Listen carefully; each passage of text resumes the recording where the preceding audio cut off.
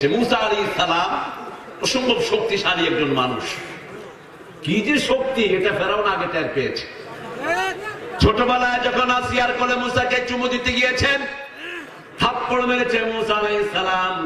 ফেরাউন কইনি আখাফু আন ইয়াবাদদালা কওমি ওয়াসিয়া, যে সন্তানের ভয় আমি করছি এটাই মনে হয় সেটা। তুই আগেও গাদা ছিলি, এখনো গাদা। যারা কালেমা পড়ে না এরা চিরস্থায়ী গাদা।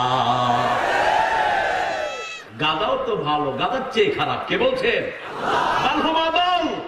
নিকৃষ্ট বলছে। তুমি এই শিষ্টকে চিনলে না? দেখো দুইটা মোমবাতি জ্বলিয়ে তার হাতে ধরিয়ে দাও, দেখবা যে সে জ্বলা মোমবাতিটা ধরতে যাবে। মুসা আলাইহিস সালাম ধরতে যাচ্ছিলেন নিবুটা, কিন্তু ফেরেশতা তাকে জলাটা ধরিয়ে দিয়ে শিশু পরিচয় দিয়ে দিলেন। সুবহানাল্লাহ। মুসা আলাইহিস সালাম বললেন বেতন দাও, পয়সা দাও। পয়সা দিল না, উল্টা মারতে গেল। কিপ্তি একজন তরকারি আলাকে একটা থাপ্পড় দিলেন, তিনি থাপ্পড়ের চোটে লোকটা শেষ, এক থাপ্পড় খেয়ে শেষ। সামনে আবার ঈসা আলাইহিস সালাম আসছেন, তিনি থাপ্পড় দিবেন না, শুধু নজর দিয়ে শেষ করে দিবেন।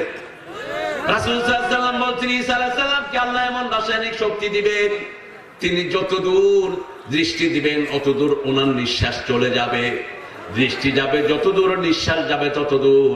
নিঃশ্বাসের মধ্যে যে সমস্ত কাফের পড়বে, লবণ যেমন পানিতে পড়লে গলে যায়, এরকম কাফের গুলো গলে শেষ হয়ে যাবে। শুধু এরকম করে এমনি করে ঘুরাবেন, বস গলে শেষ। সুবহানাল্লাহ, কি ইচ্ছা হয় না? সেই রাসায়নিক শক্তি নিয়ে তিনি অপেক্ষা করছেন। কোন আকাশে? কোন আকাশে? সাত আকাশে অপেক্ষা করছেন। যে কোনো মুহূর্তে তিনি নাজিল হতে পারেন, সেটাও হাদিসের বর্ণনা এসেছে। তিনি প্রথম নাজিল হবেন দামেস্কের সাদা মিনারা আলা মসজিদে। শরীরে থাকবে এই যে মেহেন্দি রঙের কাপড়, দুই টুকরা কাপড়। দুইজন ফেরেশতার ঘাড়ে ভর দিয়ে সাত আকাশ থেকে তিনি নেমে আসবেন। সময়টি হবে আসরের নামাজের সময়। ওই মসজিদে মেহেদী আলাইহিস সালাম ইমামতি শুরু করবেন। এমন সময় শোনা যাবে যে মিম্বরের উপর কে যেন একজন নেমেছেন, তাকিয়ে দেখবেন ঈসা আলাইহিস সালাম। সেই সিনারিটা আল্লাহ আমাদেরকে একটু দেখার তৌফিক দিও। বড় বেশি বেচেন হয়ে আছি, আল্লাহ একটু তৌফিক দিও। আল্লাহ ঈসা আলাইহিস সালামের সাথে একটু দেখা করার তৌফিক দিও, একটু মেহেদী আলাইহিস সালামের দলভুক্ত করে দিও। বিবি আগুন চাচ্ছিলেন, শীত অনুভব করছিলেন। তিনি আস্তে করে পাহাড়ের দিকে গেলেন, দেখলেন গাছের আড়ালে একটা আলো জ্বলছে। বিবিকে বলছেন ইন্নী আনাস্তু নারা লাআল্লি আতিকুম মিনহা বিকাবাস আও আজিদু আলান নারি হুদা। ওই মাই dearest wife, I got the fire. আমি আগুন পেয়েছি, এই আগুন দিয়ে তোমার শীত দূর করব, অথবা এই আগুন দিয়েই আমরা হেদায়েত পেয়ে যাব। আগুনের দিকে আগালেন, ভিতর থেকে আওয়াজ আসলো ইন্নী আনা রাব্বুক ফাখলানা আলাইক। এটা কোনো আগুন নয়, আমি তোমার রব। জুতা খুলে ফেলো। মুসা আলাইহিস সালাম খেই হারিয়ে ফেললেন। কি অসাধারণ সাক্ষাৎ! বলছেন ওয়ামা তিলকা বিয়ামিনিকা ইয়া মূসা। ও মূসা, তোমার ডান হাতে কি? কেন আল্লাহ ডান হাতের কথা বললেন? আল্লাহর হাত একটা, সেটা হলো ডান হাত। আল্লাহর কোন বাম হাত? বাম হাত নাই। আল্লাহ যখনই কথা বলেন ডান হাতের কথা বলেন। যেমন ইব্রাহিম আলাইহিস সালাম মূর্তিগুলোকে দেখলেন খাওয়া নিয়ে বসা। যেমন আমাদের দেশে মূর্তির সামনে আমাদের ভাইরা খাওয়া দেয়, ঠিক কিনা? তবে অন্য ধর্মের দেবতাকে গালি দেওয়া যায় নাই, নিষেধ করেছেন কে? আল্লাহ বলেছেন তুমি যদি অন্য ধর্মের লোকদের দেবতাকে গালি দাও, তারা মূর্খতাবশত তোমার আল্লাহকে গালি দিবে। লা তাসুবুল্লাযীনা ইয়াদউনা মিন দুনিল্লাহি ইলাহান আখার। খবরদার, আল্লাহ ছাড়া যারা অন্য দেবদেবীকে ডাকে তাদেরকে কখনো গালি দিও না, তাহলে তারা অজ্ঞতাবশত তোমার আল্লাহকে গালি দেবে। তাদেরকে আপনি সুন্দর করে বুঝান, তারাও আমাদের মতো মানুষ, ঠিক কিনা? যেমন ইব্রাহিম আলাইহিস সালাম বুঝিয়েছেন। ওই মূর্তিগুলোকে তিনি বললেন আলা তাকুলুন, এগুলো খাও না কেন?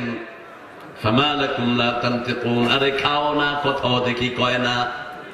ছেলেকে খাওয়া দিয়েছেন, খায়ও না, কথাও কয় না, এখন কি করবেন? হ্যাঁ, বাঙ্গা লাগবে বলে। ফাদরাবা দরবাল বিয়ামিন, সাইয়েদনা ইব্রাহিম আলাইহিস সালাম ডান হাতে চোয়ার মারলেন, সেক্ষেত্রে আল্লাহ ডান হাত ব্যবহার করলেন। যারা বাম হাতি তারা তো বাম হাতেই মারে, কিন্তু আল্লাহর সবচেয়ে পছন্দের হাত হলো কোন হাত? ডান হাত। আবার বান্দাকে যখন আমল দিবেন কোন হাতে দিবেন? যাদেরকে ভালোবাসেন ডান হাতে দিবেন। পরের আয়াতে বাম হাতের কথা আল্লাহ বলেন নে, ওরা আযহরিহি বললেন। প্রথম আয়াতে বললেন ওয়া আম্মা মান উতিয়া কিতাবাহু বিয়ামিনিহি ফাসাউফা ইউহাসাবু হিসাবান ইয়াসীরা ওয়া ইয়ানকালিবু ইলা আহলিহি মাসরুরা। আমি যার ডান হাতে আমলনামা দেব বিনা হিসাবে তারা আমি মাফ করে দেব। আম্মা মান উতিয়া কিতাবাহু ওয়ারাআ যাহরিহি ফাসাউফা ইয়াদউ সুবুরা ইন্নাহু কানা ফি আহলিহি মাসরুরা। যাকে পিছন থেকে আমলনামা দেব সে মৃত্যুকে ডাকতে থাকবে। দুনিয়াতে তার জীবনগুলো খুব ফুর্তির মধ্যে কেটেছিল। ঘরে ফুর্তি, বাইরে ফুর্তি, ঘরে ঢোল, বাইরে ঢোল, ঠিক কিনা? আনন্দের তার শেষ নাই। আর মুমিনদের চোখের পানি শেষ হয় না। নামাজেও কাঁদে, রমজানেও কাঁদে, ঘরেও কাঁদে, বাহিরেও কাঁদে। ওরা দুনিয়াতে খুব ফুর্তির ভিতরে থাকতো, যেখানেই যেত শুধু আমোদ আর আমোদ। আর মুমিনরা যেখানেই যায় চোখের পানি দিয়ে কার কাছে বলে? আমাদের আনন্দ শুরু হয় নামাজ দিয়ে, ঠিক না বা ঠিক? আমাদের যে কোনো কাজ শুরু হয় কার কাছে? হাত তুলে, আল্লাহর কাছে হাত তুলে। আল্লাহ এখানেও বললেন না বাম হাতের কথা, আল্লাহ ডান হাতটা সবসময় উল্লেখ করেন। ওমা তিলকা বিয়ামিনিকা ইয়া মূসা, ও Musa, what are you holding on your right hand? তোমার ডান হাতে তুমি কি ধরে আছো? হিয়া আসা আতাওয়াক্কালু আলাইহা ওয়া হুশু বিহা আলা গনামি ওয়া লিয়া ফিহা মাআরিবু উখরা। বলতে পারতেন শুধু লাঠি, কিন্তু তিনি ওভার এক্সাইটেড। ওভার এক্সাইট মানে এতটা বেশি আপ্লুত হয়েছেন, তিনি এতটা বেশি আনন্দে অবগাহন করেছেন, তিনি একটার পর একটা কথা বলছেন। এটা লাঠি, আমি ভর করি, ছাগলের পাতা পাড়ি, এটার আরো অনেক অনেক কাজ। সুবহানাল্লাহ বলতে ইচ্ছে। কি সুযোগ পেয়েছেন! আল্লাহু আকবার। সরাসরি কথা বলছেন কে? এরকম সুযোগ আমাদের বাসে আমরা টের পাই না। যেমন যখন নামাজে আমরা দাঁড়াই আমাদের সাথে কথা হয় কার? কিন্তু আমরা অনুভব করি না। মুসলিম শরীফের হাদিসে রাসূল সাল্লাল্লাহু আলাইহি ওয়াসাল্লাম বলছেন কুসিমাতিস সালাতু বাইনি ওয়া বাইনা আবদি নিসফাইন, আমার বান্দার মধ্যে আমি নামাজকে দুই ভাগে ভাগ করে দিয়েছি। বান্দা পড়ে আলহামদুলিল্লাহি রাব্বিল আলামিন, সাথে সাথে আল্লাহ জবাব দেন হামেদানি আবদি, আমার গোলাম আমার প্রশংসা করছে। বান্দা বলে আর রহমানির রহিম, আল্লাহ বলেন মাজ্জাদানি আবদি, আমার গোলাম আমার বড়ত্ব বর্ণনা করছে।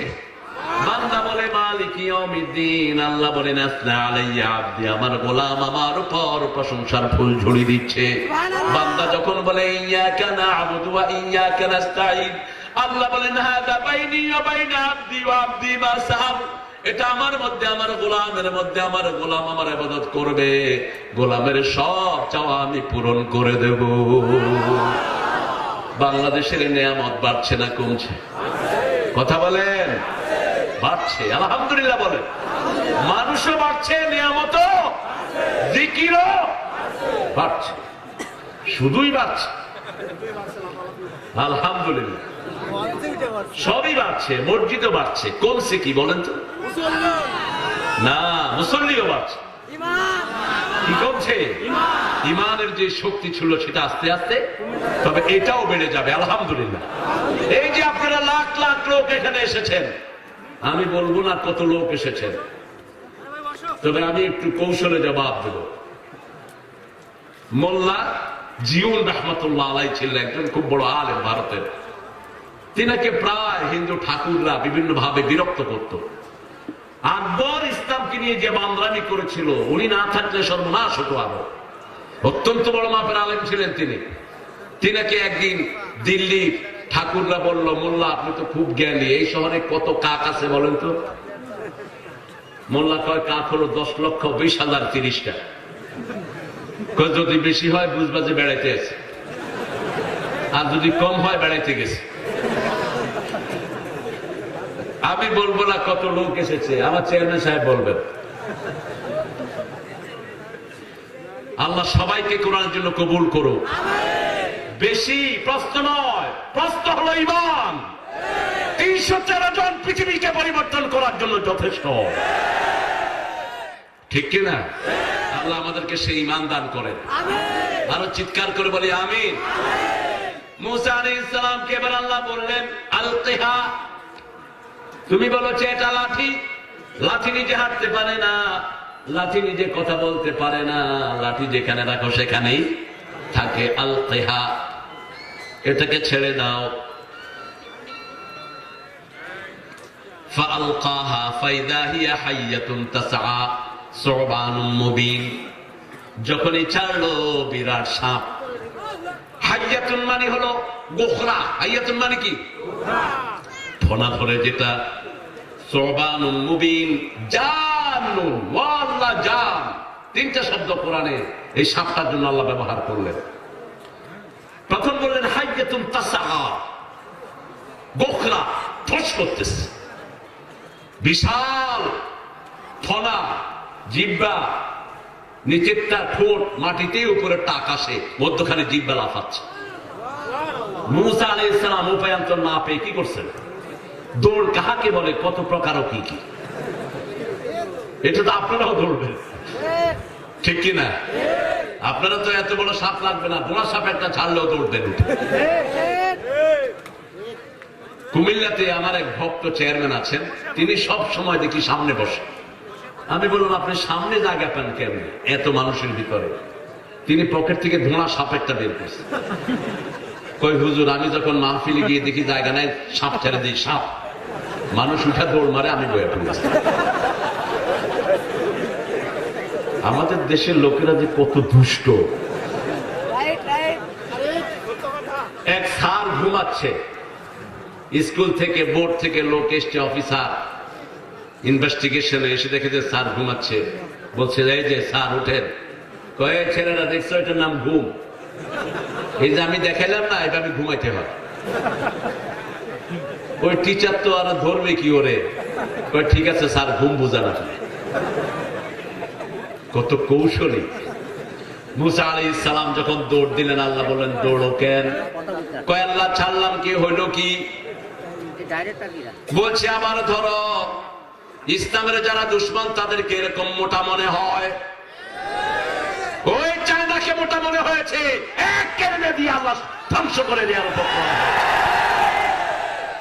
আমার মুসলমানের গায়ে আঘাত করো, রোহিঙ্গা হত্যার পিছনে এই চাইনিজদের হাত। সব রেকর্ড করেছেন কে? আল্লাহ। আল্লাহ এটাও রেকর্ড করেছেন, বাংলাদেশের বর্তমান যারা দেশ চালাচ্ছেন, আল্লাহ তাদেরকে ইসলামের জন্য কবুল করুন। তিনারা এই 11.5 লক্ষ রোহিঙ্গাকে বুকে ধারণ করেছে, ঠিক কিনা? কথা কর না কেন? যতটুকু করেছে ততটুকু তো বলবো।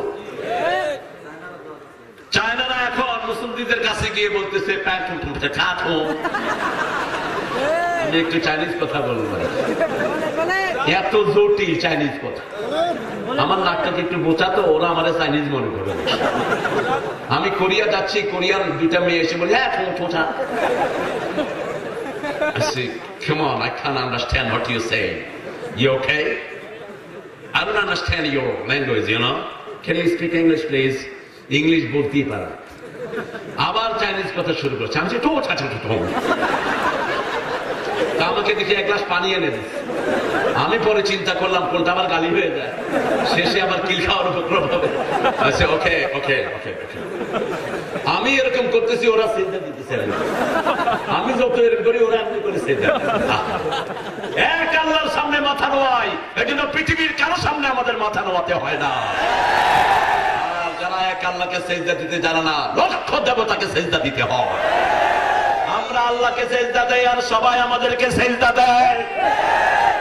সাপ বলো, বিচ্ছু বলো, যত হিংস্র প্রাণী আমাদের সামনে এসে মাথা নত করে দেয়, কারণ আমরা মাথা নোয়াই কার কাছে? মুসলিম আমি, সংগ্রামী আমি, আমি চির রণবীর, আল্লাহকে ছাড়া কাউকে মানি না। নারায়ে তাকবীর, নারায়ে তাকবীর, আল্লাহু আকবার। মুসা আলাইহিস সালাম লাঠিটা ধরলেন। আজকেও সারা পৃথিবী দেখেন ইসলামের দিকে ঝুঁক